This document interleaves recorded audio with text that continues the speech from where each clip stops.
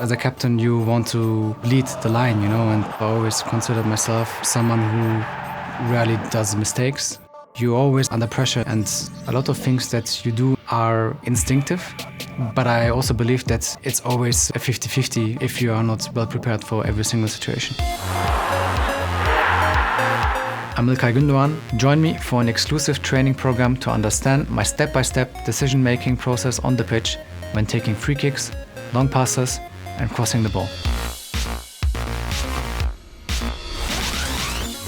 It's late in the game and you win a free kick just outside the box. The pressure is intense, so how do you use decision-making in the moment to calm your nerves and give you a better chance of making the right play? Let's break down how I approach free kicks. A free kick, I think, is always about concentration, about different circumstances that come together, like height of the wall, positioning of the goalkeeper, is it on the right side or on the left side, and then at the end of the day is how confident you are and how determined you are to take the shots and to hit it well. Different scenarios play different roles.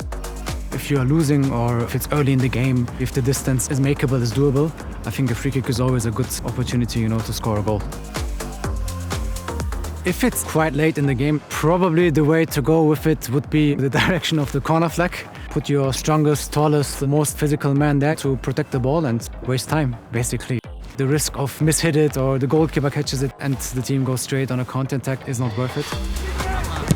A lot of it is concentration. It's really being in the tunnel, see the ball and see the goal. Imagine how you strike the ball, and it ends up in the top corner in the best possible way. Football is a game of confidence. It's a game where mental aspects are sometimes much more important than the physical and technical parts of it. The main thing about free kicks is put the ball on the spot and try to execute as good as possible. As a midfielder, distributing the ball is important. But how do you make the right decision in a split second? Let's break down how I approach playing long passes. The first thing to do is you anticipate when the pass is gonna come and you scan what's happening behind you. I feel like that's the most crucial part, playing in the center of the field. You always want to be aware of what's happening behind you, what's happening to your right, to your left. In the middle, you don't have much time and much space. You have to be not physically quick, but mentally in your mind, you have to be very quick in taking the right decisions.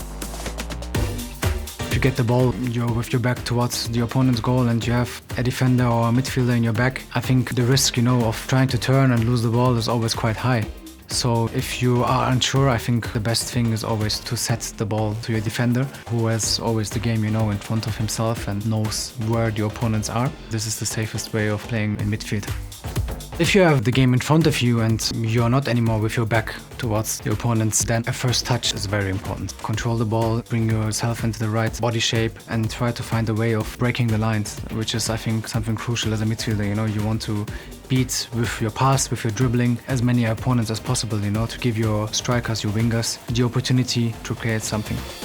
The most difficult passes are the through passes, where you beat the whole defensive line. It's really about timing of the run and the pace of your ball. If the opponent team is quite high, quite confident in the way they are defending, when you have someone really quick up front, then you would always aim for the space. Crossing is one of the most important attacking passes in the game.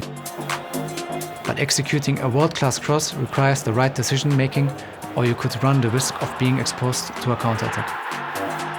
Let's break down how I approach crossing. The first thing you have to do is scan what's happening in the box. Have a look where your teammates are, where the opponents are as well. What I realize in a lot of cases is that the defending team tends to drop a lot or defend the first post a lot. So this obviously creates a lot of space for the second post. So I would try to lift the ball over that defensive line in a more softer way. So I give my winger enough time to get into the box, but then also give him a quite easy ball so he can either head it or strike it into the goal. If I scan that someone is free on the near post, I would probably go for a stronger ball because the probability of having a lot of defenders over there is quite high.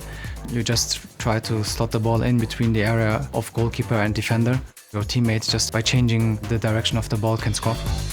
Great work. That's it. You've just completed the Make Your Play OKX Collective Metaverse session. You now have the tools to make the right decision. And remember, good decision making is critical both on and off the pitch.